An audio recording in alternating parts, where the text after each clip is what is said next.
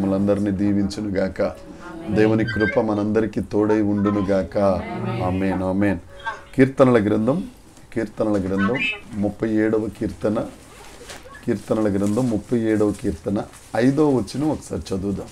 5వ వచనం, కీర్తనల గ్రంథం 37.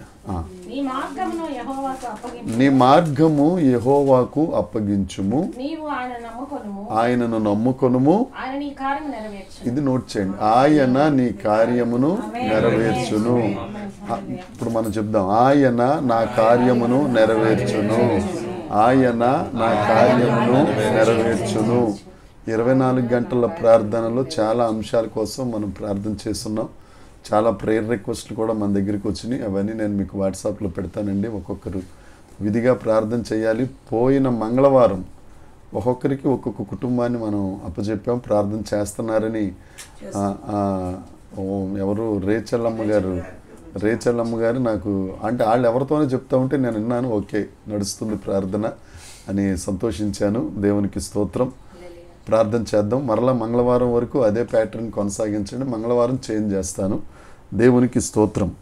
ఈ ప్రార్థన అంశాలు తర్వాత ఈ 24 గంటల్లో మనం దేవుని దగ్గర విన్నవించుకున్న విన్నపాలు, దేవుని దగ్గర కన్నీరు కార్చుకున్న కన్నీరు, దేవుడు చూసి దేవుడు మనకిస్తున్న వాగ్దానం, నీ కార్యమును నెరవేర్చును. దేవునికి స్తోత్రం. ఆయన మన కార్యం నెరవేర్చడానికి సిద్ధ మనసు కలిగిన దేవుడు. దేవునికి స్తోత్రం. మేరమ్మ గారు రావడం అంటే నేను కొద్దిగా ఆశ్చర్యంగానే ఫీల్ అయ్యాను. ఎందుకంటే ఇక అదంతే, దానికి ఎక్స్ప్లెనేషన్ ఇవ్వదలుచుకోలేదు. పైగా ఆవిడని ఎందుకు తీసుకొచ్చారు అనేది లాస్ట్ మూమెంట్లో నాకు అర్థమైంది. ఆవిడ నిలబెట్టుకుని ఒక వివాహం గురించి ఆవిడ చెప్పిన సాక్ష్యం మనందరికీ అది చాలా చాలా చాలా ఎంకరేజ్మెంట్. ఒకసారి దేవుని సన్నిధిలో 12 గంటల ప్రార్థనలో ఒక సాక్ష్యం చెప్పారు. ఒక సాక్ష్యం గుర్తుందమ్మా? మీనాక్షి కోసం 12 గంటల ప్రార్థన పెట్టినప్పుడు ఒక సాక్ష్యం చెప్పారు. ఆ సాక్ష్యం కూడా చాలా ఎంకరేజ్ చేసింది. ఈ సాక్ష్యం కూడా వివాహాల కొరకు తప్పక దేవుడు సహాయం చేస్తాడు. పోయిన వారం కూడా మనం మాట్లాడుకున్నాం. మన ముందే ఉంటుంది సంబంధం, మన చుట్టూ ఎతుకుతూ ఉంటాం.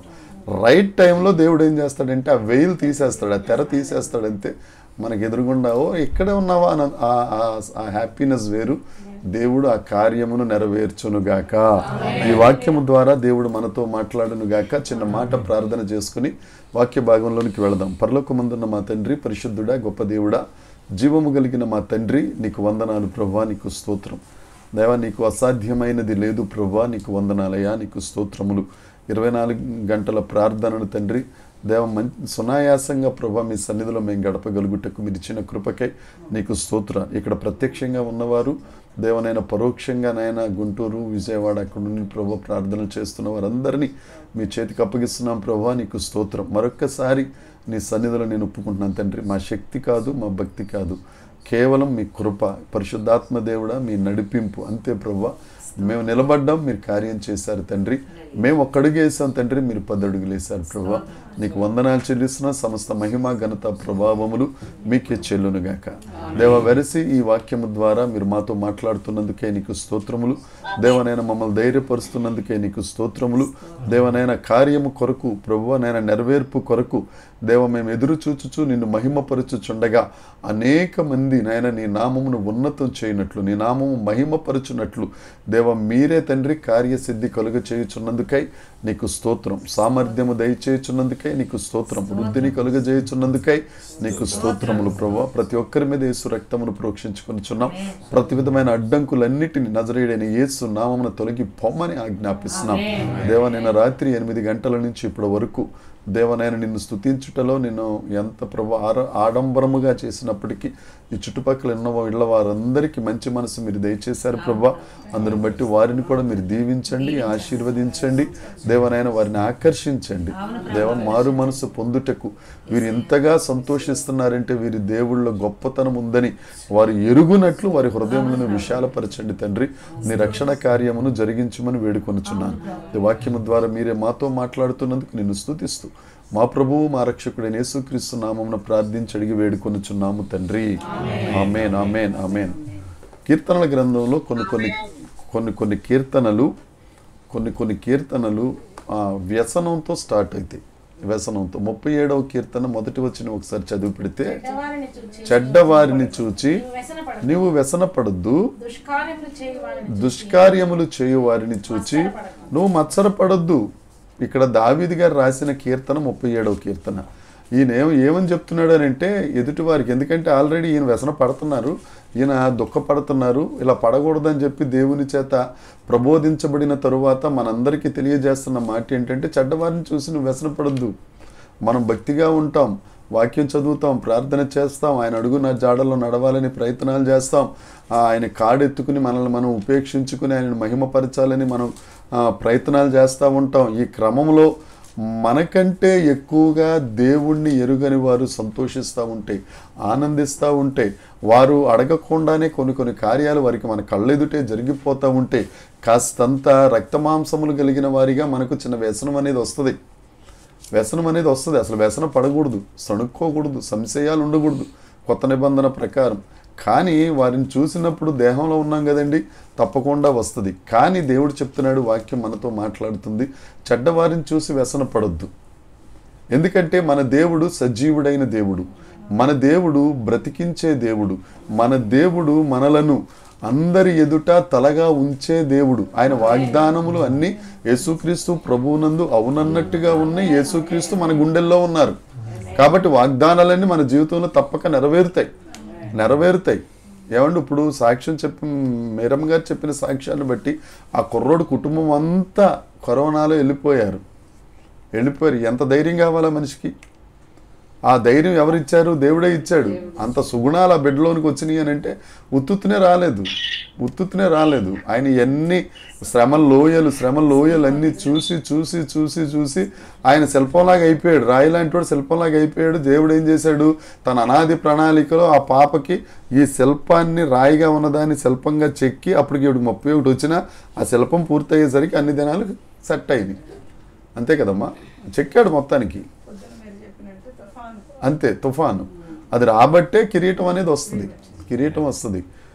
అయితే దావీదు గారే కాదు, ఆసాపు గారు, ఇప్పుడు మనం చదువుకున్న కీర్తన ఎన్నో కీర్తన, దాన్ని తిరిగేస్తే 73లో కూడా ఏముంటుంది ఒకసారి మత్సరపడద్దు, ఇశ్రాయేలీయుల ఎడల శుద్ధ హృదయుల ఎడల దయాళుడే ఉన్నారు. నా పాదాలు జారడానికి కొద్దిగానే తప్పింది, అడుగులు జార సిద్ధమైపోయి ఆల్రెడీ పడిపోవడానికి నేను రెడీ అయిపోయాను. ఎందుకంటే భక్తిహీనుల క్షేమం చూసేసరికి ఆసాపు గారు ఓర్చుకోలేకపోయాడు. అందుకని భక్తి జీవితంలో నుంచి అడుగులు జార సిద్ధమైపోయినాయి. ఏమండి, ఎవరికైనా ఇది ఉంటుంది. కానీ ఈ 2 కీర్తనలు, ఇలాంటి 12 కీర్తనలు ఉన్నాయి 150 కీర్తనలు. ఈ 2 కీర్తనలు విజ్డమ్ ఓవర్ వర్రీని మించిన జ్ఞానం ఈ 2 కీర్తనలు మనకి ప్రబోధిస్తాయి. ఏంటి అని అంటే, మనకి ఎన్ని శ్రమలు వచ్చినా, ఎన్ని కష్టాలు వచ్చినా, ఎన్ని లోయలున్నా, ఎన్ని పర్వతాలున్నా, ఎంత ఎక్కలేకపోయినా మన దేవుడు గొప్ప దేవుడు. ఆయన మనలను ముదిమి వచ్చు వరకు ఎత్తుకుని ఊరేగించే గొప్ప దేవుడు. విజయోత్సాహంతో ఊరేగించే దేవునికి స్తోత్రం అంటాడు పౌలు గారు. ఏమండి, బాహాటముగా మన శత్రువులందరినీ సిలువ వేసి, మనం గుడ్ ఫ్రైడే రోజున మాట్లాడుకున్నాం ఆ మాట. ఇక్కడే మాట్లాడుకున్నాం. ఉదయమేమో అక్కడ సిలువ గురించి మాట్లాడి, అసలు సిలువ వెనకాల ఏం జరిగింది శత్రువుకి అనేది దేవుడు ఇక్కడ మనకి రివీల్ చేశారు. బాహాటంగా శత్రువులందరినీ ఆ రుణపత్రాన్ని అక్కడ సిలువలో కొట్టేసేసి మనలను ఆయన విజయోత్సాహంతో ఊరేగించిన దేవుడు. కాబట్టి మనం దేనికి భయపడవలసిన అవసరం లేదు. ఒకవేళ ఆశీర్వాదాలు లేట్ అవుతున్నాయా, లేకపోతే మనకు జరగాల్సింది జరగట్లేదా, రావాల్సింది రావట్లేదా, ఒకవేళ అక్కడే ఆగిపోయినట్టుగా మన ముందు అందరూ వెళ్ళిపోతున్నారా, వెళ్ళండి దేవునికి స్తోత్రం. ఎప్పుడు చెప్పే మాట ఈరోజు ఆ మేరమ్మ గారి నోటి నుంచి వచ్చింది. ఆలస్యమైందా అద్భుతం జరుగుతుంది, ఇంకా ఆలస్యమైందా మహాద్భుతం జరుగుతుంది. 3 సంవత్సరాలు హైక్ రాలేదా, 4వ సంవత్సరంలో డబుల్ వచ్చేద్ది. దేవునికి స్తోత్రం. దేవుడు అన్యాయస్తుడు కాదు. ఒకవేళ రాకపోతే దేవుడు వేరేగా మాట్లాడాలి. ఆ మాట నేను మాట్లాడినాం. ఆయన అన్యాయస్తుడు కాదు. 3 సంవత్సరాలు పరీక్షించాడు. పట్టుకుని ఉన్నాం, ప్రార్థనలు చేశారు, అయిపోయింది. 4వ సంవత్సరం వచ్చింది. ఒకసారి 4వ సంవత్సరం కూడా రాలేదా, 5వ సంవత్సరం 4 సంవత్సరాలు కలిపిందిగా 5వ సంవత్సరం నుంచి వచ్చేది. దేవునికి స్తోత్రం కలుగుతుంది. దాటిపోవు వాడు కాదు మన దేవుడు, సిగ్గుపరిచే దేవుడు కాదు.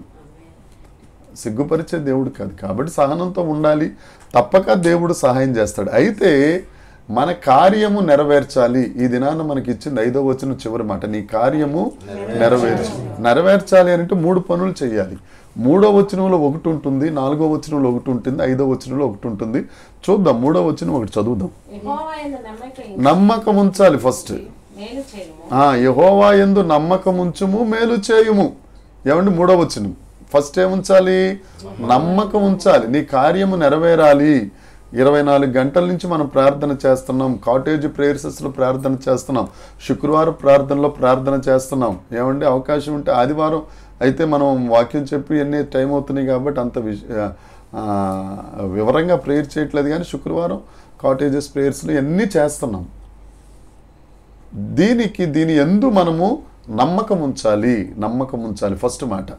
మనం అన్నీ నమ్ముతాం, పనికిరాని అన్నీ నమ్మేస్తాం. ఆ వార్తల్లో ఉన్నది, ఆ వార్తాపత్రికల్లో ఉంది, TV9 TV5 వచ్చినాయి, బాబు ఇలాగ అయిపోతుందంట అనేస్తాం.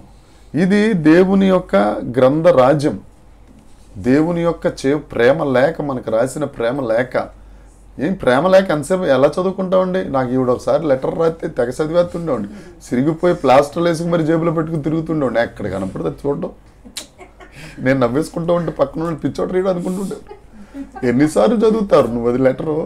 ప్లాస్టర్లు వేసి దానికి ఇయ్యేసి తిప్పుకుని ఇలా తిప్పి పడుకుని నిలబడి ప్రేమ మరి దీని పట్ల మనకి ఎట్లా ఉంది? ఇది ఆయన రాసిన ప్రేమ లేఖ. ఇక్కడ ఈవిడ రాసిన ప్రేమ లేఖ చిరిగిపోవచ్చు, మరలా దాని డూప్లికేట్లు దొరకవు. ఇది ఎంత నలిగిపోద్దో నీ హృదయం అంత తెల్లబడిపోద్ది. దేవునికి స్తోత్రం కలుగుతుంది. ఇది నీ చేతుల్లో నలిగిపోతా ఉండాలి. ఇప్పటికి ఎన్నో బైబుల్, ఈ బైబుల్ దేవుని కృప ఏంటంటే మా అత్తగారి సజీవురాలిగా ఉన్నప్పుడు సంవత్సరానికి ఒక బైబుల్ ఎత్తుండేది నాకు. ఆఖరిసారి ఇచ్చిన బైబుల్ ఇది. ఇప్పుడు ఇవ్వడానికి ఆయన జనవరి 7న ప్రభువునందు నిద్రించారు. ఇక్కడ వచ్చే సంవత్సరం నుంచి నేను కొనుక్కోవాలి, లేకపోతే ఎవరిని ఇస్తారేమో చూస్తాను. ఇంకా ఏమండి, ఇది మనకి దేవుడు రాసిన ప్రేమ లేక. దేవుడు చెప్తున్నాడు నమ్మకం ఉంచండి, జస్ట్ బిలీవ్ అంతే, మీరు చెయ్యాల్సిందేం లేదు. నన్ను నమ్మండి. మనం నమ్మాల్సిన వాటిని నమ్మము, నమ్మకూడని వాటిని మనం నమ్ముతాం. డాక్టర్ గారు ఏం ప్రిస్క్రిప్షన్ రాస్తాడో డాక్టర్కి అర్థం అవ్వదు, ఎవరికొక్కడికే అర్థం అవుతుంది. ఎవరికి? మందుల షాపుడికి. ఆ మందుల షాపుడు ఏం ట్యాబ్లెట్లు ఇస్తున్నాడో మనకు అర్థం అవ్వదు, అది చెప్పేస్తాడంతే. ఈ మధ్య డాక్టర్ దగ్గరికి వెళ్తే కవర్ మీద రాత్రి భోజనం తరువాత, ఇంకో దాని మీద తినక ముందు, తిన్న తరువాత, రా 1 పా 1 అంటే అబ్బా అర్థమైపోయింది మీకు. రాసిస్తాడు, చూసి తప్పకుండా గుర్తెట్టుకోం రాత్రి ఇది అని వేసుకుంటాం. కానీ బైబిల్ మాత్రం ఆది కాండం నుంచి చెప్తానే ఉన్నాడు ఆయన. చదవండి. ఇక ద్వితీయోపదేశ కాండంలో అయితే చెప్పక్కర్లేదు. ఓ ఇజ్రాయేలు, నీ దేవుడు అద్వితీయుడైన దేవుడు. నువ్వు కూర్చున్నప్పుడు, లేచినప్పుడు, పడుకున్నప్పుడు, నడుస్తున్నప్పుడు, తిన్నప్పుడు, ఏం చేసినా వాక్యాన్ని నువ్వు చదవాలి. చదువుతావు? మనం చదవం. అన్నం తిన్నప్పుడు కూడా ఆ ప్రార్థన చేయక మృంగువారి వలె ఉంటుంది బైబిల్ మాట. చదివారు మీరు ఎప్పుడన్నా? భోజనం చేసినప్పుడు కూడా చెయ్యడ్డట్టు మరి చేస్తాం, ప్రభు నేను ఏం తిన్నాను చూడకన్నట్టు. దేవుడిని నమ్మాలి. ఎందుకంటే మన దేవుడు పూజింపదగిన దేవుడు, ఆరాధింపదగిన దేవుడు. సూర్యోదయం మొదలుకుని సూర్యాస్తమయం వరకు యేసయ్య నామము గణపరచబడినట్లు ఏ దేవత నామము ప్రపంచంలో గణపడినట్లుగా దాఖలాలు లేవు. వాళ్ళకి కొన్ని సీజన్స్ ఉంటాయి. ఆ సీజన్లో ఏదో మొత్తానికి నెత్తి మీద ఒకటి, సంఘలో ఒకటి పట్టుకెళ్ళిపోతారు. అట్ని దిగి వచ్చినప్పుడల్లా పండగ చేసుకుని వచ్చేస్తారు. మనకు అలా కాదు. మనకు ప్రతిరోజు పండుగే, ప్రతి సెకను మనకు పండుగ. దేవుని సన్నిధిలో సంపూర్ణ సంతోషం మనకి. వారికి అది లేదు. నేను ఛాలెంజ్ చేసి చెప్తున్నానండి, సువార్తకి వెళ్ళి తిరిగి వస్తా ఈ బస్సు యాక్సిడెంట్ అయిందన్న వార్త నేను ఇప్పటి వరకు విన్నది లేదు. ఆ పుణ్యక్షేత్రాలకి వెళ్తా చచ్చిపోయారనే వార్త కోకొల్లలు. దీన్ని బట్టి అర్థమైపోతుంది మన దేవుడు నిజ దేవుడు. దేవునికి స్తోత్రం కలుగుతుంది. ఆ దేవుడు అంటాడు మొదటి మాటను, మీరు నా యందు నమ్మకం ఉంచండి. నమ్మకం ఉంచి మేలు చేయండి. కీర్తనలకి మనది ఎవరి యందు నమ్మకం ఉంచుతామంటే 40వ కీర్తన 4వ వచనం. కీర్తనల గ్రంథం, గర్విష్ఠులనైనను త్రోవ విడిచి అబద్ధముల తట్టు తిరుగువారినైనను లక్ష్య పెట్టక యెహోవాను నమ్ముకొనువాడు దేవునికి ధన్యుడు. స్తోత్రం. మనం ఎవరు నమ్ముతాం? గర్విష్ఠులు. కొంత గర్విష్ఠులుగా ఎలాగుండి కొంచెం ప్రభుత్వం దగ్గర బినామీల్లాగా లేకపోతే అలాగే ఇలాగ ఉండేరే అని బాబోయ్ ఈ నమ్ముకోవాలరా అన్నట్టు ఆడు నమ్ముతాం. ఆడేమంటాడు? నా రేస్ చూడు, నా ఫేస్ చూడు, నా చూడు ఇది చూడు అంటాడు. తీరా వచ్చేసరికి ఏముండదు. వాళ్ళు ఎలాగుంటారట? ఉదయమును పుష్పించిన గడ్డి పువ్వులాగా ఉంటారంట. ఎండ రాగానే అది ఏమైపోవును? వాడిపోవును. మనం స్థిరంగా ఉంటాం, మనం స్థిరులం. ఎందుకంటే మన దేవుడు స్థిరుడు కాబట్టి. ఆయన ఎందు నమ్మాలి మనం. ఒకవేళ నమ్మకం లేదనుకోండి, మనం పోయిన వారం కూడా చెప్పుకున్నాం, మార్కు సువార్త 9వ అధ్యాయం 24వ వచనం. ఆ చాంద్ర రోగము కలిగిన ఆ తండ్రి యేసుక్రీస్తు ప్రభు దగ్గరికి వస్తే యేసు ప్రభు లేరు. శిష్యుల దగ్గర ప్రార్థన చేయించుకున్నారు, పని జరగలేదు. తర్వాత యేసుక్రీస్తు ప్రభు రూపాంతర కొండ తాబోరు కొండ నుంచి దిగి వచ్చిన తర్వాత యేసు ప్రభు దగ్గరికి వచ్చి నీ వల్ల ఏమన్నా అయితే చేసి పెట్టు అని అంటే దేవుడు అన్నాడు నమ్మిక మాత్రం ఉంచు. నమ్మిక మాత్రం ఉంచన్న తర్వాత ఈయనేం ప్రార్థన చేశాడు? ప్రభువా, దేవునికి స్తోత్రం. ఎంత ఎంత వివేకమో చూడండి అతనికి. అసలు ఎక్కువ మాట్లాడాలంటే క్రైస్తవులైన మనకు లేదు ఆ వివేకం. విశ్వాసానికి కర్తను విశ్వాసం అడగాలి. ప్రభువా నాకు విశ్వాసం ఈయనైనా. ఇప్పుడు కేక్ షాప్ దగ్గరికి వెళ్ళి కారం ఇవ్వనంటే ఆడు ఎలా చూస్తాడు? వీడేంటి ఇలాగ ఉన్నాడు ఇలాగా అనుకుని. కేక్ కొట్టు దగ్గరికి వెళ్ళి కేక్, ఐస్ క్రీమ్ దగ్గరికి వెళ్ళి ఐస్ క్రీమ్, కిరాణా షాప్కి వెళ్ళి కారం అడగాలి. ఆయన విశ్వాసానికి కర్త. ఆయన దగ్గరికి వెళ్ళి ప్రభువా శిష్యులు ప్రార్థన చేశారు కదా, తండ్రి మా విశ్వాసమును అధికము చేయి. అధికం చేయి చేశాడు దేవుడు. ఈయన అపనమ్మకం రాకుండా చేయి ప్రభువా. నమ్మదగిన దేవుడి దగ్గరికి వెళ్ళి బాబు నాకు అపనమ్మకం వచ్చేస్తుంది అది రాకుండా తీసేయంటే దేవుడు ఎంత నవ్వుకుని ఉంటాడు. చాలా తెలివిగలడు, నువ్వు మామూలుడు కాదని అనుకుని ఉంటాడు ఆయన. మనం కూడా దేవుని దగ్గర అడగాలి, ప్రభువా నాయన నాకు నమ్మకం పుట్టించు. ఎందుకు అని అంటే ఎర్ర సముద్రం దగ్గర వీళ్ళందరూ నిలబడినప్పుడు ఒక పక్కన కోరాహు, దాతాన్, అబీరాం వాళ్ళ బ్యాచ్ అందరూ మోషే మీదకి వచ్చేస్తుంటే దేవుడు చెప్పాడు, మోషే నేను తూర్పు గాలి రాత్రి అంతా విసర్జేస్తాను, నువ్వు కర్రలకు పెట్టు.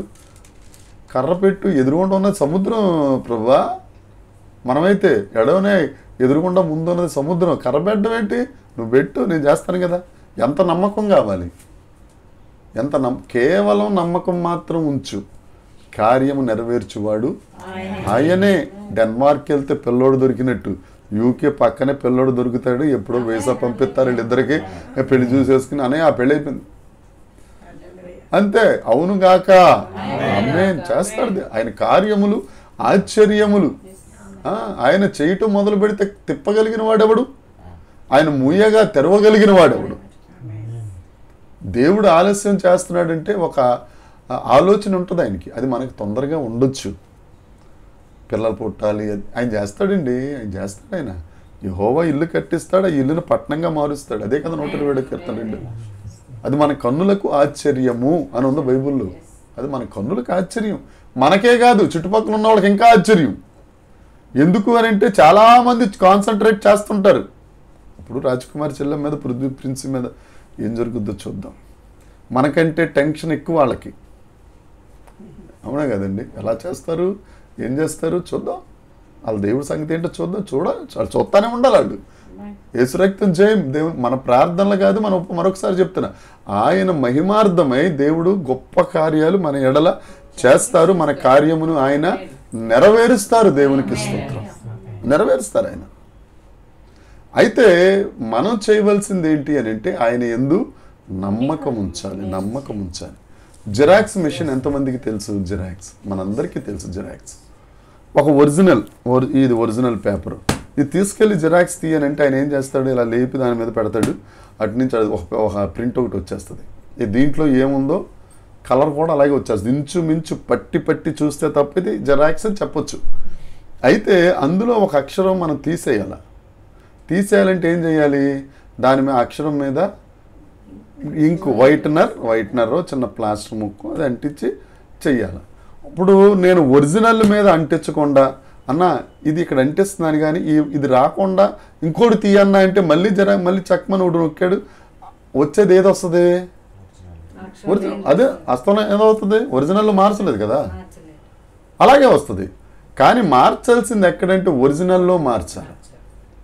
ఒరిజినల్లో ఆ టేపు ఆ వైట్నర్ పెట్టి తీస్తే అది వస్తుంది. మనం చేసే కార్యాలు తప్పని మనకి తెలుసు, కానీ మనం మార్చుకోవడానికి ఎక్కడ మార్చుకోవాలి అనేదే మనకు తెలియట్లా. మారు మనస్సు ఏంటమ్మా? హీబ్రూలో ఎందుకు పాస్టర్ గారు మాట్లాడితే హీబ్రూ దగ్గరికి వెళ్ళిపోతారంటే, పాత నిబంధన హీబ్రూలో రాయబడింది, క్రొత్త నిబంధన అరామిక్లో రాయబడింది. అక్కడ ఉన్న అర్థం మన తెలుగులో ఉండదు. మిథోనియా అంటారు. మారు మనసు అంటే మిథోనియా. మనసు మారిపోవాలి, మనసు మారిపోవాలి. ఇప్పుడు నేను మాంసం అధికంగా తింటాను, మారు మనసు పొందాను అంటే ఏమవ్వాలి? ఇక మాంసం అనేది నేను తినకూడదు. అంతేగాని రాజశేఖర్ రెడ్డి గారు 2 ముక్కలు తిన్నారు కాబట్టి ఆయనంటే నాకు ఇష్టం, నాకు 3 ముక్కలు పెట్టు, డేక్ష నిండా పెట్టుకు అని అంటే, రేపొద్దున ఎవరన్నా పక్కన వసంత చెల్లొచ్చి పాషం గారు మా అన్నయ్య ఏం తిన్నారని, చికెన్ తిన్నారని చెప్తుంది. నువ్వు 2 తిన్నావా, 1 తిన్నావా, సగం తిన్నావా, సప్పరించుకుని పక్కన దాచుకున్నావా, ఇదంతా సర్వసంగతి. చికెన్ తిన్నావు అని చెప్తుంది. నువ్వు మారు మనసు పొందావంటే మొత్తం తింటాం మానేయాలి. యేసుక్రీస్తు ప్రభువుని నమ్మితే ఏం చేస్తాడు అని అంటే హృదయాన్ని మారుస్తాడు ఆయన. ఇప్పుడు ఒక ఆజ్ఞ ఉందండి నిర్గమాకాండంలో, నరహత్య చేయకూడదు. మత్తయి సువార్త 5:21 ఒకసారి తీయండి. మత్తయి సువార్త 5:21 కొండ మీద ప్రసంగంలో ఆయన చేసిన పని ఏంటి? నరహత్య చేయవద్దు, పూర్వీకులతో చెప్పబడిన అంటే చట్టంలో నిర్గమాకాండంలో సైనాయి పర్వతం మీద ఆయన ఇచ్చిన ఆజ్ఞల పలకలలో నరహత్య చేయకూడదు, నరహత్య చేస్తే వాడిని విమర్శ చేయటం అని అంటే వాడికి న్యాయం తీరుస్తారు అని ఉంది. నేను మీతో చెప్పున్నదేమో, ఇప్పుడు నేను దాన్ని మారుస్తున్నాను. తన సహోదరుని మీద కోపపడు ప్రతి అంటే నువ్వు గొడ్డలకి పట్టుకెళ్ళి తీసుకెళ్లి మెడనరికి ఎక్కర్లేదు అబ్బాయి, యూజ్లెస్ ఫెలో అంటే చాలు, నువ్వేం చేసినట్టు? వ్యర్థుడా, నరహత్య చేసినట్టే. అంటే ఇక్కడ ఏమవుతుంది? మిథోనియా అవుతుంది. దేవుడు మనస్సును మారుస్తున్నాడు. పాత నిబంధనలో కత్తికి కత్తి, పంటికి పన్ను, కొత్త నిబంధనకు వచ్చేసరికి శత్రువును ప్రేమించాలి. ఏమండి? సాధ్యమైనంత వరకు కృతజ్ఞత వచ్చినవి పలకాలి, శత్రువు లేకుండా చూసుకోవాలి. నిన్న కూడా మనం మాట్లాడుకున్నాం, అందరితో సమాధానం ఉండాలి, ప్రభువుతో సహవాసం ఉండాలి. అందరితో సమాధానంగా ఉండాలి, కానీ సహవాసం మాత్రం ఉండాలి. లోకంతో ఉండకూడదు సహవాసం. లోకంతో ఉండితే నువ్వు లోకస్తుడు అయిపోతావు. ఎందుకంటే అది విశాల మార్గం, ప్రభుది ఇరుకు మార్గం. నువ్వు ఇరుకు మార్గాన జాగ్రత్తగా వెళ్ళు. ఇప్పుడు 60 కిలోమీటర్ స్పీడ్లో వెళ్ళావు మనకి యాక్సిడెంట్ అవ్వదు. 120 కిలోమీటర్ స్పీడ్లో వెళ్తే ఎదుటోడు ఆగి ఉన్నదాన్ని గుద్దేస్తాం, మన గుద్దినట్టు. అంతే కదండి, బ్రేక్ పడుతుంది, చక్కన ఆగుతుంది బండి. అందుకే ఇరుకు మార్గం వెళ్ళి జాగ్రత్తగా వెళ్తావు. విజయవాడలో ఒక చర్చికి ఒక కుర్రోడు వచ్చాడట. ఆ రోజు ఇదే వాక్యం, శత్రువును ప్రేమించాలి. 6వ అధ్యాయంలో ఉన్నమాట. మీరు దేవునికి కుమారులు అవ్వాలనుకుంటే శత్రువుల్ని ప్రేమించాలి, హింసించి వారి కొరకు ప్రార్థన చేయాలి. గంట ప్రార్థన అయిపోయిన తర్వాత పాస్టర్ గారికి వెళ్ళిపోయి అందరికీ ప్రార్థన చేసి వెళ్ళిపోయే వరకు ఈ కుర్రోడు అక్కడే ఉండి వెళ్ళిపోతున్నప్పుడు అన్న అని పిలిచాడట. ఏంటి, మీరెవరో నాకు తెలియదు అని అంటే, సరే నేను తెలియదు, మీరు నాకు తెలుసులేండి. ఇవాళ కనుక చర్చికి నేను రాకపోతే, నిన్న అక్కడ దేవుడు నిలబెట్టుకుని దేవుడే నాతో మాట్లాడకపోతే, నేను ఇంటికి వెళ్ళిన తర్వాత మా నాన్న చంపేస్తానని కత్తిసాడట. కత్తి, ఇదిగో అన్న నేను దేవుని మాట నన్ను మార్చింది, ఇదిగో కత్తి అని వదిలేసి అది మారు మనసు అంటే. దేవునికి స్తోత్రం. ఇది చేసేది ఎవరు అని అంటే దేవుడు ఒక్కడే. ఆ దేవుణ్ణి మనం నమ్మాలి. ఇప్పుడు రూతు ఎవరు నమ్మొచ్చిందండి? రూతుకి అసలు యెహోవా దేవుడని కానీ ఆయన యొక్క ఔన్నత్యం తెలీదు. వాళ్ళ భర్త గారు ఏదో కాస్త చెప్పాడు. తర్వాత ఎంత నయోమి మారా అయిపోయినా ఆ బెత్లెహేము యూదుల తాలూకు సాంప్రదాయ సిద్ధమైన కొన్ని పద్ధతులు ఆవిడ దగ్గర చూసింది, ప్రేమ చూసింది. అరే ఇది బాగుందరా, చచ్చిపోయినా కానీ వీళ్ళ దగ్గర ఏదో జీవం ఉంది అని నమ్మి చెప్పింది, నీ దేవుడే. ఎంత నమ్మకపోతే ఆ దేవుడు చెప్తాడు. ఏమండి, ఎంత నమ్మకపోతే ఈయన దేవుడు నా దేవుడండి అని చెప్పుకున్నారు అని అంటే ఎంత గట్స్ ఉండాలండి. అందులోని సొంత జనాన్ని, సొంత ఊరిని వదిలేసుకుని పరాయి దేశానికి వస్తుంది. అక్కడ ఎలా ఉంటుందో తెలియదు దేవుడికి. తెలియకపోయినా కానీ ఒక నమ్మకం ఏంటంటే వీరి దేవుడు గొప్ప దేవుడు, నమ్మదగిన దేవుడు, అక్కడికి వెళ్ళిన తర్వాత నన్ను ఏదో రకంగా దేవుడు అభివృద్ధి చేస్తాడు, నా కార్యమును నెరవేరుస్తారు అన్న గొప్ప నమ్మకం. ఆ నమ్మదగిన దేవుడు ఈవిడ్ని ఆశీర్వదించాడు. ఆఖరికి ఎవరికి ఎంతో మందికి లేని ఘనత, ఇజ్రాయేలీలకి లేని ఘనత మోయాబీరాలకి ఇచ్చాడు. ఆ వంశావళిలో ఆవిడ ఉండిపోయింది అక్కడ. దేవుని స్తోత్రం. అసలు వంశావళిలో యూదుల వంశావళి వెరీ పర్టిక్యులర్, స్త్రీలు అనేవాళ్ళు ఉండరు. అలాంటిది ఈవిడ గారిని తీసుకొచ్చి అక్కడ పడేశాడు అంతే. దేవునికి అసాధ్యమైనది లేదు. దేవుడు పక్షపాతి కాదు. స్త్రీలకు పక్క నీతి, పురుషులకు నీతి అది ఉండదు. అది ఉండదు. పాత నిబంధన అది. క్రొత్త నిబంధనకు వచ్చేసరికి ఆడవాళ్ళ పేర్లు పెట్టేశాడు అంతే.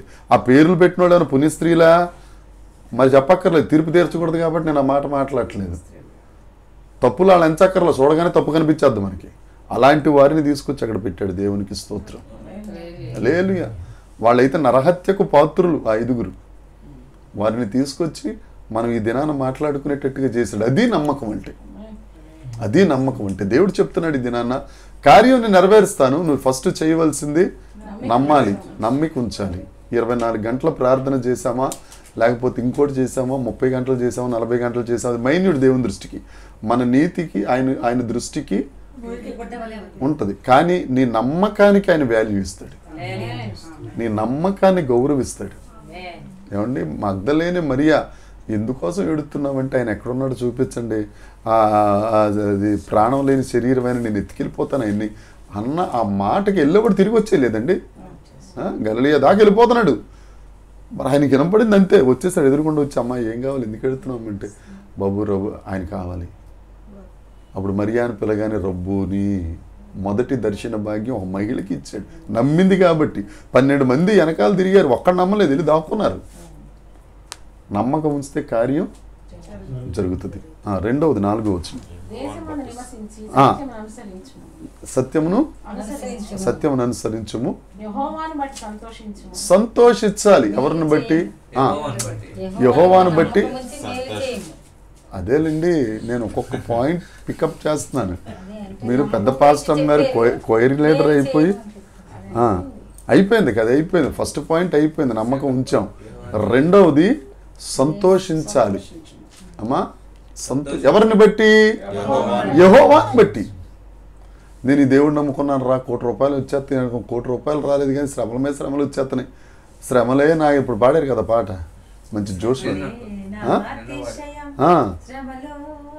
ఆ శ్రమలు వచ్చేస్తున్నాయి అనేసరికి నువ్వు దేవుడు అర్రే ఎందుకు నమ్ముకున్నావు అనే మాట రాకూడదు. అంత దౌర్భాగ్యుడు ఎవడు నమ్ముకోమన్నాడు నిన్ను? నేనైతే అలాగే మాట్లాడతానండి. యేసయ్యను నమ్ముకున్నందుకు మనలో ఒక రకమైన దాన్ని ఏమంటారు, ఒక పంచ్ అనేది ఉండాలి, ఒక ప్రభావం అనేది. ఎందుకంటే ఆయన ప్రభావం కలిగిన దేవుడు. రోషం. ఎండిన ఎముకల దగ్గరికి వెళ్ళి ఎహెజ్కేలుకి చెప్పాడు, ఎహెజ్కేలు స్వరమెత్తి మాట మాట్లాడు. ఏం మాట ప్రభా?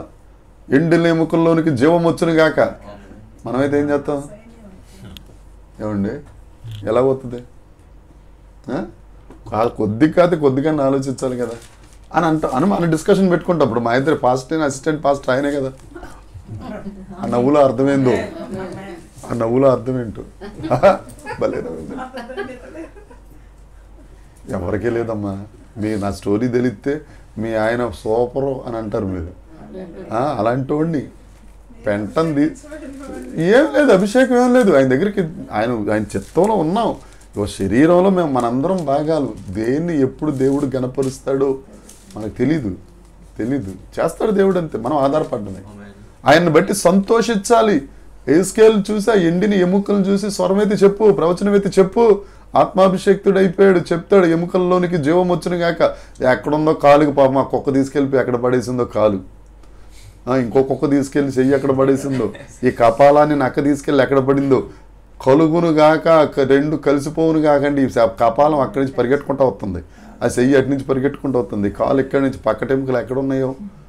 ఏమండి, ఇవన్నీ రావటమే కాదు, కావలసిన రక్త ప్రసరణ, గుండెకాయలు, ఊపిరితిత్తులు, కిడ్నీ కాయలు. చెప్పండి, తినేస్తాం కదా. కడుపు గిడుపు ఇవన్నీ సైన్యంగా అయిపోయిందంతే. దేవునికి స్తోత్రం కలుగును. అలాంటి వాడిని బట్టి ఆ కార్యాలు తలుచుకుని ఇది కదా సంతోషం. నిజంగా చెప్తున్నానండి. ఇప్పుడేదో చెప్పొద్దంటది కానీ మేము యేసుప్రభుని నమ్ముకుని సేవ ప్రారంభించినప్పుడు తినడానికి లేకపోతే ఈ కాకిని ఆయన ఉంచాడు అక్కడ మా కోసం. ఉంచాడు అక్కడ, ఉంచుతాడు, ఒక మార్గం ఉంచుతాడు. కాకపోతే అది మనకు కనపడదు. మనకి శ్రమలే కనపడుతుంటాయి కానీ మార్గం కనపడదు. నాకు మొహం ఇలా తిప్పి ఇదివరకు మార్గం విన్నాడు. అయ్యగారు ప్రార్థన చేశారు ఇప్పుడు పొద్దున్న, దేవా నీ మాటతో నీ మార్గాన్ని నాకు చెప్పారు అయ్యగారు. తెలియజేస్తాడు దేవుడు. మనం ప్రార్థన చేసి నా దేవుడు నాకు మార్గాన్ని నిర్దేశించే గొప్ప దేవుడు, ఆయన ఆలోచనలు అతి గంభీరములని మనం నమ్మినప్పుడు తప్పక ఆయనకు ఉన్న పేరు యెషయా గ్రంథం 9:6లో ఆలోచనకర్త. ఏమండి ఆలోచనకే కర్త ఆయన. అది నేను చెప్పొచ్చేది స్ట్రెస్ చేసి చెప్పేది అంటే ఆలోచనకు ఆయన కర్త అంటే చేసేవాడు. అసలు మనకు అక్కడ ఆలోచన ఇక చిక్కుముడి ఇప్పటం అనేది మనకు ఆలోచన శూన్యం. ఆయన కర్త, దాన్ని సృష్టిస్తాడు. ఇలా చెయ్యి అని చెప్పి చేసేది ఎవరు? ఆయనే. అది గొప్పతనం అండి. మనం ఏం చేస్తాం, వాడు అంకులు ఏం చేయమంటారంటే ఇలా చేయను ఆయన అనేసి ఫోన్ పెట్టిన తర్వాత నా పని అయింది, ఆ పని ఆయింది. ఒకవేళ ఏమన్నా దేవుడు కృపొచ్చి కరుణ ఆత్మ ఇస్తే మోకాళ్ళు వేసి ప్రార్థన చేసి ప్రభువా సహాయం చేయని ప్రార్థన చేస్తాం. కానీ దేవుడు అలా కాదు, ఇలా చేయను ఆయన చేస్తాడు. ఫీలింగ్ ఎవరెత్తా? నేను చేసేసానండి. రాజకుమార్ పింకు చేశాడు అన్నయ్య. వాళ్ళ అక్కగారు అంటారు యునిక్ అంకుల్, కానీ చేసింది ఎవరు? ఆమేన్. చేస్తాడు ఆయన బట్టి మనం సంతోషించాలి. ఒక మాట చెప్తాను, ముస్లిం కంట్రీస్ కొన్ని పేరు చెప్పండి. దుబాయ్ ఒకటి, ఒమాన్. అక్కడ ఒక ఊరి పేరు దుఃఖం అంట. ఏంటది అంటే దాని తెలుగులో ఆ భాషలో ఏమంటారో తెలియదు కానీ తెలుగులో దుఃఖం.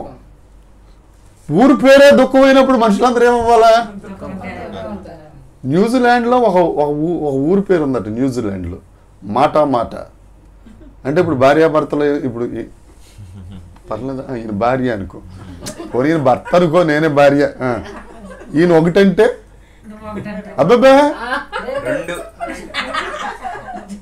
2000 సంవత్సరంలో 2, ఇది 2024, 2 2 4 4 4 8 అంట. ఆయన ఒకటనే లోపల ఇటు నుంచి వచ్చేస్తే ఎంత ఇంకే ఉంటాడు, వెళ్ళిపోతాడు లోపలికి. మాట అక్కడ పేర్లు. కానీ మన దేవుడు సంతోషం ఇచ్చే దేవుడు, దేవునికి ఆనందగానములతో దేవునికి స్తోత్రం. మన కన్నీటిని నాట్యముగా మార్చే దేవుడు ఆవిడండి, మారుతాడు. ఆయన బట్టి సంతోషించాలా. నువ్వు ఎంత కన్నీరు కారుస్తున్నావో అదంతా డిపాజిట్ చేస్తున్నావు దేనికి? నాట్యం చేయడానికి. ఆమేన్. ఇవాళ కన్నీరు, రేపంతా నాట్యం. ఈ సీక్రెట్ తెలిసిపోయింది అనుకో, నువ్వు కన్నీరు కార్చడానికి ఇష్టపడతావు. అర్థమైందా? చూసేవాళ్ళు పద్దకి ఎడుతున్నాడు, అబ్బాయి నీకు తెలియదులే అబ్బా రేపంతా నాట్యమే నాకు, అది సంతోషంగా చెప్తావు. ఏమన్నా అప్పుడు చెప్పేటప్పుడు అప్పుడు కూడా ఏడుతాని చెప్పావు అనుకో, నువ్వు నాట్యం. అప్పుడు దేవునికి స్తోత్రం. హల్లెలూయా. సంతోషం. మన దేవుడు సంతోషాన్ని ఇచ్చే దేవుడు, సంతోషం ఇచ్చే దేవుడు. 2 రకాల సంతోషాలు, ఒకటి లోక సంబంధమైనది, ఒక దైవిక సంబంధమైనది. లోక సంబంధమైనది తాత్కాలికం, దైవిక సంబంధమైనది శాశ్వతం. అందుకే అయ్యగారు బైబిల్ తీయకుండా చెప్పారు ఫిలిప్పీ 4:4, ఆనందించుడి, మరలా చెప్పుదును ఆనందించుడి, ప్రతి విషయంలోనూ. ఇంకా ఇంకో మాట నాకు కావలసిన పాట రావాలి అక్కడి నుంచి. ఎల్ల ప్రజలకు మీ సహనం. ఏ ఆనందం పడుతున్నప్పుడు సహనం తెలియజేయటువంటి అండి వసంతమ్మ గారు. శ్రమ పడితే కదా సహనం కావాలా? ఏమన్నా ఉందా అండి? ఒకసారి చదివేయండి ఇది. మా ఆయన గారు తీయట్లేదు, ఇంప్రెస్ అయిపోయి.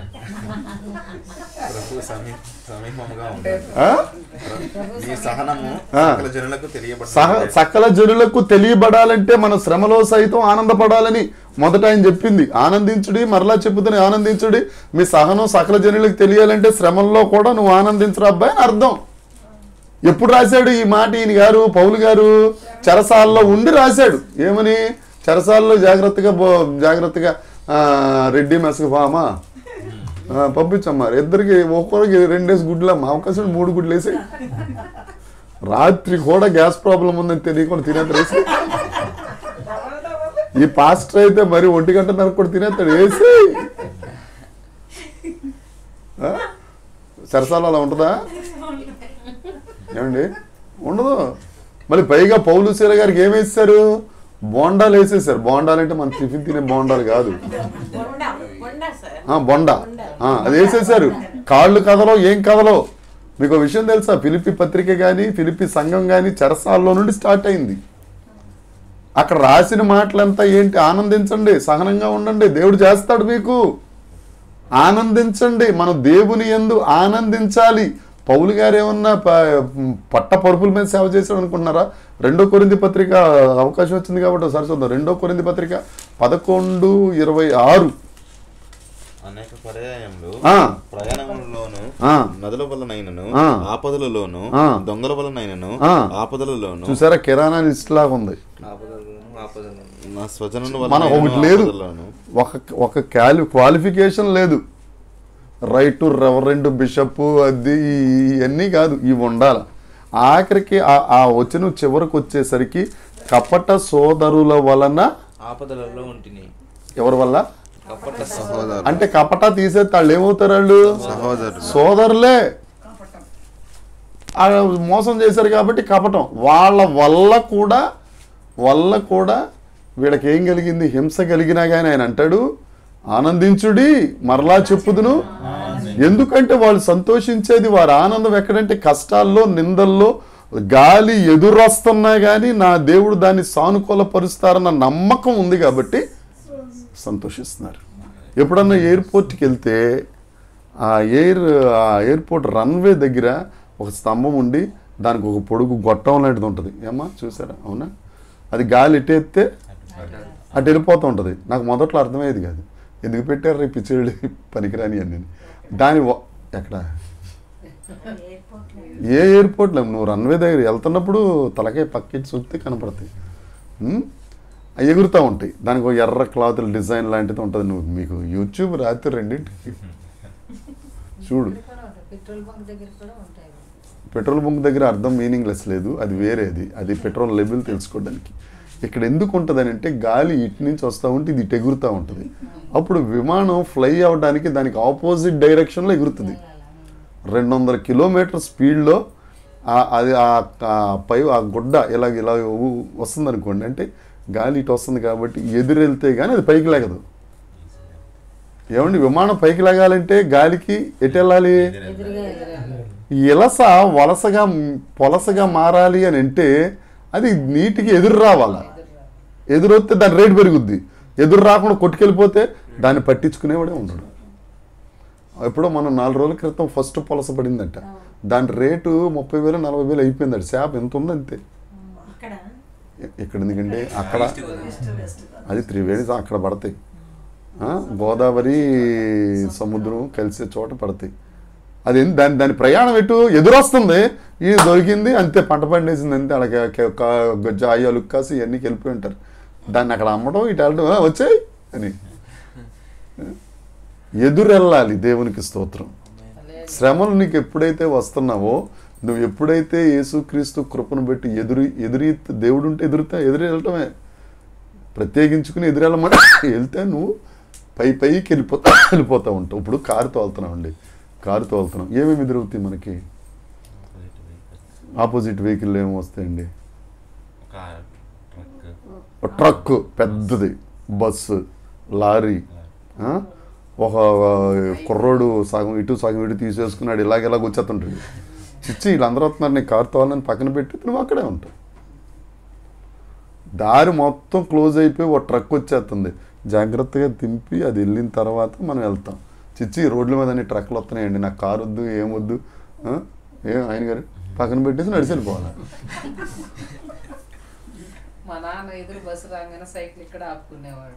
తర్వాత వెళ్ళాలి కదా. అలాగే బస్సు వస్తుందని చెప్పి నేను సైకిల్ వేసుకెళ్ళను, ఇంటి దగ్గర పెట్టేసేసి నడిచి వెళ్ళిపోతానంటే వెళ్ళు. ఎదురు వస్తూ ఉంటే శ్రమలు. మన ప్రయాణం మందే. దేవునికి స్తోత్రం కలుగుతుంది. మేరీ జోన్స్ ఎంతమందికి తెలుసో నాకు తెలియదు. మేరీ జోన్స్ కాదు, మేరీ జోన్స్. ఒకసారి చెప్పాను.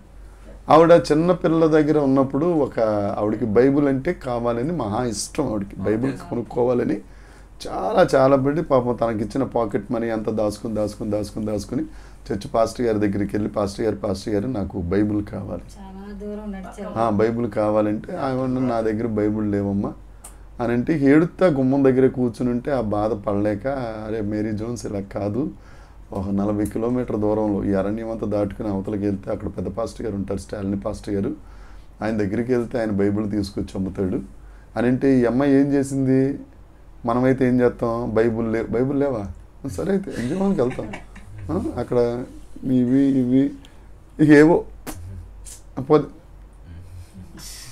అంతే కదా మనం చేసేది. ఇప్పుడు ఇవి కాకపోతే పోనీ అదేదే చికెన్ బర్గర్ ఇంకేంటి అది మీకు బాగా తెలిసిపోయినండి. డబ్బులు మిగిలిపోయినాయి అని అంటావు, కానీ ఇప్పుడు అలా అనలేదు. అవి పట్టుకుని 40 కిలోమీటర్ల ఏసు రక్తం చేయం నడిచేద్దాం నడిచింది అంతే. చిన్న పిల్ల నడుచుకుంటూ వెళ్ళిపోయింది. అరణ్యం ఏమైపోద్దో తెలియదు, ఏమొచ్చేదో తెలియదు, బతుకుదో తెలియదు. వెళ్ళిపోయింది. ఆ స్టాన్లీ పాస్టర్ గారు ఇంటి దగ్గరికి వెళ్ళిపోయి తలుపు కొడుతుంటే ఆయన వచ్చి అమ్మ ఏంటమ్మా అని అంటే నాకు బైబిల్ కావాలి పాస్టర్ గారిని ఏడ్చేస్తుందట. లేవమ్మా ఒకే ఒక్క బైబిల్ ఉంది, ఆల్రెడీ ఆ బైబిల్ కూడా సోల్డ్, అది డబ్బులు ఇచ్చేశారు, నీకు ఇవ్వకూడదు, నేను తప్పు చేసిన అవుతానంటే ఏడుతా కూర్చుంటే ఏం చేశాడు, ఇంకా తట్టుకోలేక ఆ బైబిల్ ఇచ్చి మళ్ళీ ఎన్ని కిలోమీటర్లు రావాలా, వెళ్ళి బైబిల్ తర్వాత కిలోమీటర్లు తగ్గిపోవు కదా, మళ్ళీ 40 కిలోమీటర్లు రావాలి.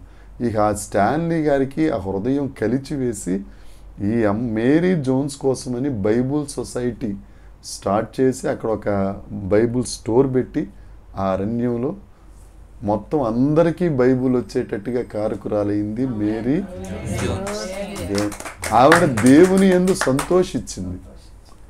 మనందరూ ఏమంటే మరొక్కసారి చెప్తున్నానండి, నేను సంతోషించి మన చేతుల్లో దైవ గ్రంథం ఉన్నట్టుగా ఈ క్రైస్తవులు కాక మిగతా వాళ్ళు ఎవడి చేతిలోనుండో ఎవడ పట్టుకు తిరగడు. నేను చెప్తాను ఈ బైబుల్ నువ్వు పట్టుకురా, ఇలాగ బ్యాగుల్లో వాటిల్లో వీటిలో కాదు, పట్టుకురా, కనపడాలి వచ్చేవాళ్ళకి. బతిపర్రాలు వెళ్ళిపోతున్నారా అంటారు జనాలు, వాళ్ళు అంటమే మనకు కావాలి. నిన్ను ఎంత ఎటకారం చేయడం అది కావాలి మనకి. ఎందుకంటే ఎటకారం చేసే ఎటకారాలన్నీ దేవుడు కృప, దేవుడు ఏం చేసేస్తాడు, వాళ్ళు చూసి నువ్వు బెలామురా మాకు, నువ్వు బెలాము నువ్వే అది అనుకోవాలి. అనుకుంటే ఆయన చెప్పిస్తుంటాడు, శాపాలన్నీ మనకు అయిపోతాయి అంతే. దేవునికి స్తోత్రం. నీ కార్యము నెరవేర్చబడి పట్టుకుంటారు కదమ్మా, విత్తుతున్నారు అంతే. ఒకనాడు కోసేస్తారండి, మనల్ని అడుగుతారు వచ్చి బైబిల్ ఇవ్వ అని. దేవునికి స్తోత్రం. మొదటిది నమ్మాలి, రెండవది సంతోషించాలి. 5వ వచనం చదువుతాం. అప్పగించాల, నెరవేరుస్తారు. హృదయ వాంఛలు తీర్చడమే కాదు, కార్యం నెరవేరుస్తారు. ఏమంటే అప్పగించాలి. ఎవరికి అప్పగించుకోవాలా, యెహోవాకు నమ్మాలి, సంతోషించాలి, అప్పగించాలి. అప్పగించాలి. ఇప్పుడు నేను మా ఆయన గారు కదా, ఇప్పుడు మన ఎందుకండి అలా చెప్తున్నారు,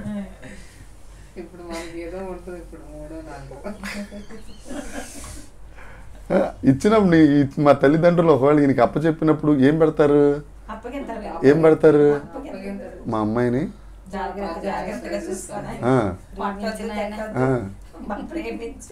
ఈ అప్పగింతలు ఎట్టినట్టు నుంచి ఈయన గారు అంచనా వేసేస్తున్నాడు. రేపు నేను చూసుకుంటాను కదా, మీరు చెప్పండి నేను చూసుకుంటాను కదా. ఇవన్నీ పడి ఆవిడ పాపం గోడకు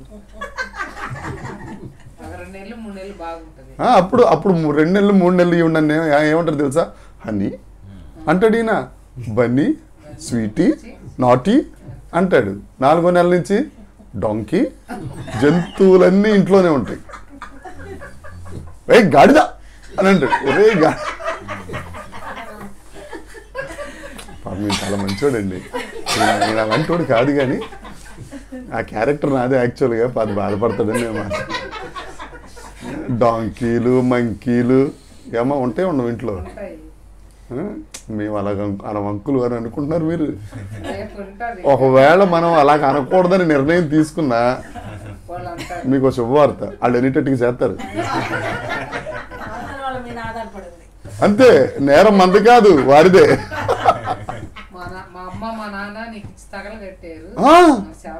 అని అంటారు. ఎక్స్పీరియన్స్ చూసారా, నేను చెప్పాను, అనుభవ జ్ఞానం అంటారు దాన్ని.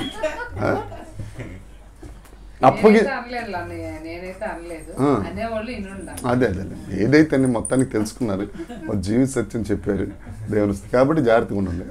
ఇప్పటి నుంచి ప్రార్థన చేసుకోండి. గుణవతి అయిన భార్య దొరుకుట అది ముత్యం కంటే అమూల్యం. గుణవతి అయిన భార్య దొరకాలంటే దొరకదు.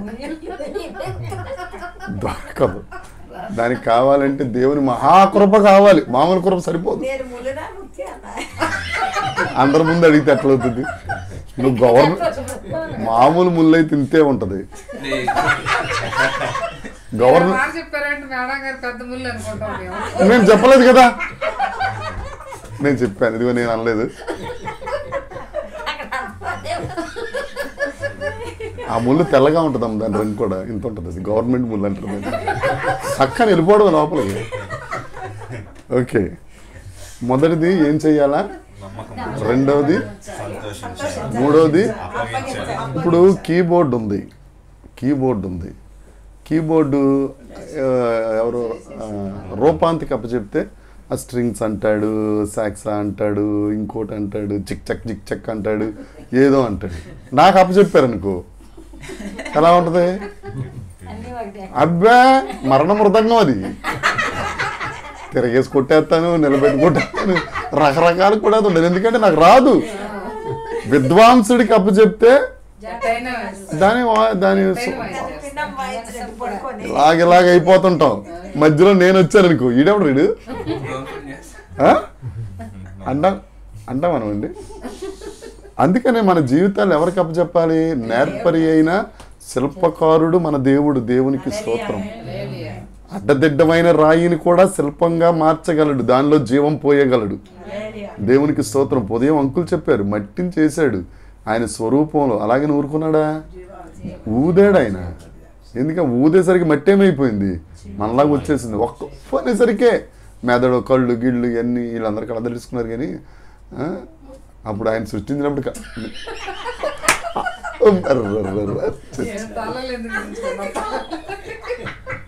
మా మగవాడకులు ఇవ్వనుకున్నారు కానీ దెబ్బడిపోయింది. ఆయన సృష్టించినప్పుడు కళద్దాలు లేవండి, లేవు.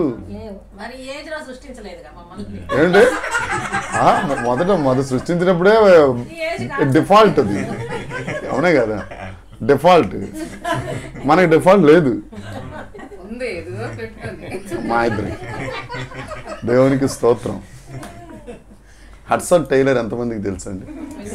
హడ్సన్ టైలర్ చాలా బలహీనుడైన, అసలు బ్లడ్ లెవెల్స్ చాలా తక్కువ. మన ప్రసన్న టైపు, రాణి ఎస్తేర్ టైపు.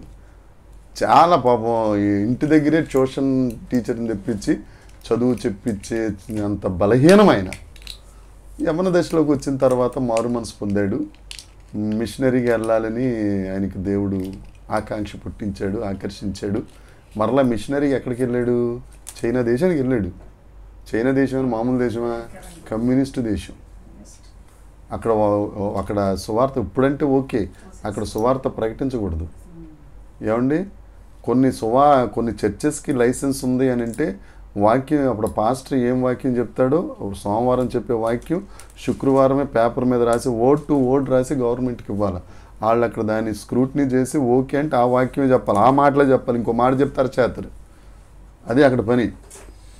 కొన్ని కాటేజ్ ప్రేయర్స్ ఇలా ఉంటాయి. ఇలా ప్రేయర్లు జరుగుతున్నాయని వాచ్మెన్ ఆడెవడ పొడుగ్గా పాస్టర్ వచ్చాడు, కళ్ళద్దారు పెట్టుకుని వాళ్ళందరూ అక్కడే ఉన్నారు గ్రూపు, వాళ్ళు ఇలా చేస్తున్నారు అని తెలిసిందనుకో పోలీసు వాళ్ళకి ఏం చేస్తారు, ఉదయం అంకులు చెప్పారు బుల్డోజర్ తీసుకొచ్చి పొట్టేసి అంత లేదు కానీ తీసుకెళ్ళి అరెస్ట్ చేసేస్తారు. అలాంటి ఏరియాలలో హడ్సన్ టైలర్ సువార్థికుడిగా మారాడు. ఆయన ప్రభువునందు నిద్రించిన తరువాత దేవుడికి అప్పగించుకున్నాడండి. దేనికోసం చెప్తున్నానంటే దేవునికి అప్పగించుకున్నాడు. అప్పగించుకున్న తరువాత ఇప్పటికీ కమ్యూనిస్ట్ దేశమే. ఇప్పటికీ ఈ రోజుకి ఒక్కొక్క రోజు 2500 చర్చిలు అక్కడ కన్స్ట్రక్ట్ అవుతుంది. 2500 పబ్లిక్గా 2500. హడ్సన్ టైలర్ బ్రతికుండి సువార్త చేసినప్పుడు రోజుకి 3-4 మారేవారు. ఆయన ప్రభువునందు నిద్రించిన తర్వాత 112,000 మంది రోజుకి చైనాలో మారు మనసు పొందుతున్నారు. మనం అప్పగించుకోవట్లా. నెక్స్ట్ స్టెప్ అదే. అక్కడ హడ్సన్ టైలర్ ఒక్కడు విధేయత, ఎక్కడైనా చూడండి ఒక్కడు విధేయతే. ఒక విలియం కేరీ కానీ, ఒక ఏసన్ కానీ, ఒక భక్తి సింగ్ గారు కానీ, పిఎల్ పరంజ్యోతి గారు కానీ, వీళ్ళందరూ ఒక్కొక్కడే. ఏసన్న గారు ఏం తినలా, చింత చిగురులు తిని కడుపు కాల్చుకుని ఒక్కడే. ఇప్పుడు ఇక్కడ కోట్లు ఉంది అక్కడ. దాంట్లో మనకు అనవసరం ఏం జరుగుద్దో, మన తలకని మనకు అనవసరం. భక్త సింగ్ గారు మోకాళ్ళే మోకాళ్ళే మోకాళ్ళే మోకాళ్ళే ఏమంటే వివాహం కూడా కాదనుకుని తినక ఆయన సేవ చేశాడు. ఇప్పుడు కొన్ని కోట్లు ఉంది అక్కడ. ఏమండి ఒకరి విధేయత ఆ దేవుడికి యేసుక్రీస్తు ప్రభు కూడా ఆఖరి మాట ఏంటి? తండ్రి నీ చేతికి ఆయనే అప్పగించుకోకపోయింది, మనం అప్పగించుకోవడానికి ఏముంది? ఇప్పుడు నీ హృదయ వాంఛలు తీరాలి, మన ప్రార్థన అంతా ఏంటి, మన బాధ అంతా ఏంటి? ఆయన తీరుస్తాడు. ఎక్కడో ఆయనకు మనకు కొన్ని అడ్డుపడ్డాయి. నిన్నటి నుంచి అదే కదా గోలంతా, అడ్డుపడ్డాయి. ఆ అడ్డుబండ్లు మనం తీసేసుకుంటే రక్షింపనేరకుండానట్లు ఆయన హస్తము అంటే ఆయన కృత్య చేసుకుంది మనమే. ఆయన ఆల్రెడీ చేయి చాపే ఉంచాడు. ఆయన మన దూరం పోతున్నాం, అడ్డులు వేసేసుకుని ఆయన అటు అయిపోయి మనమే అడ్లు అవి తీసేసుకోవడానికి. కాబట్టి దేవుని యందు ప్రియమైన వారలారా, దేవుణ్ణి నమ్ముదాం, గుడ్డిగా నమ్మండి. ఇంక అంతకంటే ఏం చెప్పనండి. గాలిలో దీపం పెట్టి దేవుడు అనండి అంతే. అది లోకులకు ఆరిపోద్ది, ఏదో పిచ్చిగా కనపడద్దు. కానీ మన దేవుడు జడివాడైనా సుడిగాలైనా ఇంకోటైనా ఆరిపోనివ్వడు. దేవుని నువ్వు అక్కడ పెట్టే అంతే, దాన్ని చూసుకో ప్రభు అని అంతే, జాగ్రత్తగా చూస్తుండదు. దాని ఇంకా ఆరితే ఒట్లకి పెట్టకూడదు కాబట్టి ఆ మాట అంటలా, అప్పుడు మాట్లాడుకుందాం. ఆరదంతే, అది నీ దీపం ఆరదు, అనేకులకు వెలిగించేటట్టుగా చేస్తాడు దేవుడు. ఆయన కావాలది. దేవునికి స్తోత్రం. కాబట్టి అతిశయించువాడు ఇర్మియాలో ఉంటుంది 17వ అధ్యాయంలో. ఎవరు వారి యందు నేను సంతోషిస్తాను. మనం దేవుణ్ణి బట్టి అతిశయిస్తే దేవుడు సంతోషిస్తాడు. దేవుడు సంతోషించే క్యారెక్టర్లు కొన్ని ఉన్నాయి. అందులో ఒక క్యారెక్టర్, నా దేవుడు యేసు ప్రభు అని నువ్వు అంటున్నావు అనుకో, అక్కడ పవిత్ర గాబ్రియల్, మీరు ప్రస్తుతం గాబ్రియల్ క్యారెక్టర్. గాబ్రియల్ చూసా ఏమని చెప్తున్నాడు? నన్ను బట్టి సంతోషిస్తున్నాడు, మనోడే దీవించేద్దాం అంటాడంతే. దేవుని స్తోత్రం, హల్లెలూయా. అతిశయించాలి. మన మార్గాలు ఆయనకు అప్పచెప్పుకోవాలి. మనం ఏం చేస్తామంటే ఎవరెవరికి అప్పచెప్తుంటాం. వాళ్ళ ఫేము నేము రేసు గీసి ఎన్ని చూసి ఫేస్ చూసి అప్పచెప్తాం. ఆడు మన మనసులో దింపెట్టాడు. కానీ దేవుడు మాత్రం నిన్ను విడిచిపెట్టాడు. పాట ఉంది కదా, నడిపిస్తాడు నా దేవుడు శ్రమలోనైనా నన్ను విడువడు. అడుగులు తడబడినా అలసట పైబడినా చేయి పట్టి వెన్ను తట్టి. అది తడబడితే అడుగులు తడబడకుండా ఉండవు, తడబడతాయి. ఆ తడబడినప్పుడే దేవుడు గొప్పతనం ఏంటో మనకు తెలుస్తుంది. ఆయన నిలబెడతా ఉంటే వెన్ను నేను ఉన్నాను కదా, ఎలా ఉంటుందండి ఆ మాట. ఇప్పుడు అందుకే యెషయా గ్రంథంలో వారు మొర్ర పెట్టగా నేనున్నాను. అది ఎవరో ఒక రాజకీయ నాయకుడు వాడుకున్నాడు, కానీ అది బైబిల్లోది. నేనున్నాను, నేను విన్నాను, నేను అన్నాను. ఇది దేవుడు వింటాడు, అంటాడు, ఆయన ఉంటాడు. దేవునికి ఆయన పేరే ఉన్నవాడు. దేవునికి మహిమ కలుగును గాక. కాబట్టి మన హృదయ వాంఛలు తీరాలి, మన కార్యములు నెరవేర్చబడాలి అని అంటే నమ్మాలి. రెండోది సంతోషించాలి. మూడోది అప్పగించాలి. దేవుడి మాటలు దీవించును గాక, దేవుడి కార్యము నెరవేర్చును గాక, దేవుడు మన హృదయ వాంఛలు తీర్చును గాక. దేవునికి స్తోత్రం కలుగును గాక.